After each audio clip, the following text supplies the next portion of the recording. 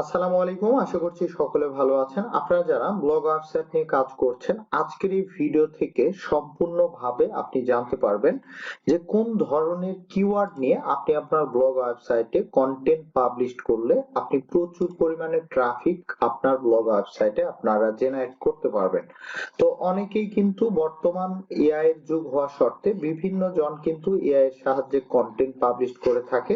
কিন্তু সঠিকভাবে কোন ধরনের কিওয়ার্ড নিয়ে কাজ করলে আপনি এই কন্টেন্ট গুলিকে গুগল র্যাঙ্কিং এ নিতে পারবেন এবং লাইফ টাইম পর্যন্ত আপনার ব্লগ ওয়েবসাইটে ট্রাফিক নিয়ে আসতে পারবেন। তো ভিডিওটি শুরু করার আগে একটি কথা বলবো যে আপনারা যদি আমার ইউটিউব চ্যানেলে প্রথম হয়ে থাকেন এবং ব্লগ ওয়েবসাইট নিয়ে কাজ করে সাকসেস হতে চান, তাহলে অবশ্যই আমার ইউটিউব চ্যানেলটি সাবস্ক্রাইব করে রাখবেন, কারণ নিত্য নতুন ব্লগ ওয়েবসাইট সম্পর্কিত সব ধরনের ট্রাস্টেড ভিডিও এই ইউটিউব চ্যানেলে পাবলিশ করা হয়। অলরাইট, তো কোন ধরনের কিওয়ার্ড নিয়ে আপনারা বাংলা ব্লগ ওয়েবসাইটে কাজ করলে প্রচুর পরিমাণে অর্গানিক ট্রাফিক আপনি আপনার ব্লগ ওয়েবসাইটে নিয়ে আসতে পারবেন? তো আমি ব্যক্তিগতভাবে মনে করি যে কিওয়ার্ডের ধরন দুইটি। একটি হচ্ছে আপনার ট্রেন্ডিং কিওয়ার্ড, অর্থাৎ আপনি এমন কোনো টপিক নিয়ে কাজ করলেন যেই টপিকগুলি ট্রেন্ডিং অবস্থায় থাকে, এবং আরেকটি হচ্ছে আপনার long time search volume keyword, অর্থাৎ এমন টপিক নিয়ে আপনি কাজ করবেন যেই টপিকগুলি দিয়ে যদি কন্টেন্ট গুলিকে আপনি সঠিকভাবে এসইও করে এআই এর মাধ্যমে জেনারেট করে হলেও গুগল র্যাঙ্কিং এ নিতে পারেন, তাহলে আপনি লাইফ টাইম পর্যন্ত অর্গানিক ওয়েতে কিন্তু প্রতিদিন ভালো মানের একটা ভিজিটর আপনার ব্লগ ওয়েবসাইটে নিয়ে আসতে পারবেন, যার ফলে আপনি ভালো মানের আর্নিং কিন্তু প্রতি মাসেই করতে পারবেন। তো প্রথমে আসি যে ট্রেন্ডিং যে সকল টপিক বা কিওয়ার্ড রয়েছে সেই সকল কিওয়ার্ড দিয়ে অনেকেই কাজ করে থাকেন, এবং আমিও অনেক সময় বিভিন্ন ভিডিওতে আপনাদেরকে গুগল ট্রেন্ডিং এবং যেই সকল কিওয়ার্ড ওয়ান টাইমে ভিজিটর আসে এবং পরবর্তীতে ভিজিটর খুঁজে পাওয়া যায় না, তো আমি তাদেরকে বলবো যে এই ধরনের কিওয়ার্ড নিয়ে আপনারা কাজ করবেন না। তো আমি আপনাদেরকে একদম লাইভ প্র্যাকটিক্যালি বিষয়গুলি জানাবো। যে ধরুন আপনি জব সাইট নিয়ে কাজ করছেন, বিভিন্ন ধরনের জব সার্কুলার আপনার ওয়েবসাইটে আপনি পাবলিশ করে থাকেন। জব সার্কুলারে যে বিষয়গুলি থাকে এটি কিন্তু নির্দিষ্ট একটি সময় পর্যন্ত এই জব সার্কুলার বা জব অ্যাপ্লিকেশনের সময় থাকে, এবং বিভিন্ন সময় আপনার গুগল ট্রেন্ডিং এ যাওয়ার পর বিভিন্ন ধরনের কিওয়ার্ড পাবেন বা টপিক পাবেন যেগুলি কিন্তু ওয়ান টাইম আপনার ভিজিটর নিয়ে আসবে। সেগুলি থেকে আপনি লাইফ টাইম পর্যন্ত কষ্ট করে একটি কন্টেন্ট যখন আপনার ওয়েবসাইটে পাবলিশ করবেন, সেই কন্টেন্ট গুলি দিয়ে থেকে কিন্তু আপনি লাইফ টাইম পর্যন্ত ভিজিটর নিয়ে আসতে পারবেন না। কিন্তু আপনি যদি লং সার্চ ভলিউমের কিওয়ার্ড বা টপিক নিয়ে কাজ করেন, তাহলে কিন্তু লং টাইম পর্যন্ত সেই কন্টেন্ট থেকে আপনি যে পরিশ্রম করে একটি কন্টেন্ট আপনার ব্লগ ওয়েবসাইটে পাবলিশ করেছেন, গুগলে র‍্যাঙ্ক করিয়েছে, সেখান থেকে আপনি কিন্তু লাইফ টাইম পর্যন্ত ভিজিটর পাবেন।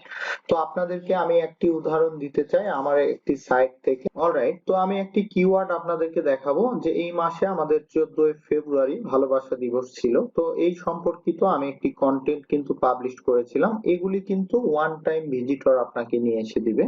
তারপরেও আপনাদেরকে আমি দেখাচ্ছি যে গুগল সার্চ কনসোলে দেখুন, এখান থেকে এই যে আপনার যদি আপনাদেরকে দেখায় যে 13 ফেব্রুয়ারিতে কিন্তু 41,000 গুগল ইমপ্রেশন কিন্তু এই কিওয়ার্ড থেকে এসেছে। আপনারা এখান থেকে লাইভ দেখতে পাচ্ছেন, এবং আপনাদেরকে যদি আমি এখান থেকে সাইট থেকে এই পোস্টটি ওপেন করে এই কিওয়ার্ডটি দিয়ে গুগলে সার্চ করে দেখায়, তারপরেও আপনারা দেখতে পাবেন যে এই কিওয়ার্ডটি কিন্তু একদম গুগলের প্রথম পেজে এখনো পর্যন্ত রয়েছে। ধরুন এই কিওয়ার্ডটি নিয়ে আমি জাস্ট এখান থেকে এন্টার করছি, আপনারা দেখুন ওয়ার্কআপ প্লেস এই যে ওয়েবসাইট দেখতে পাচ্ছেন, একদম ফার্স্ট পজিশনে এই পোস্টটি কিন্তু র‍্যাঙ্কিং এ আসছে।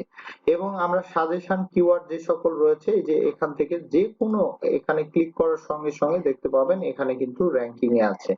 এবং নিচের দিক থেকে আমরা যদি আরো এখান থেকে কিওয়ার্ড গুলি সিলেক্ট করি, তারপরেও দেখতে পাবেন এটি কিন্তু গুগল র‍্যাঙ্কিং এ আছে। এবং এখান থেকে কিন্তু সেই দিন শুধুমাত্র একটি পোস্ট থেকেই কিন্তু 41,000 কিন্তু ভিজিটর ইমপ্রেশন করেছে।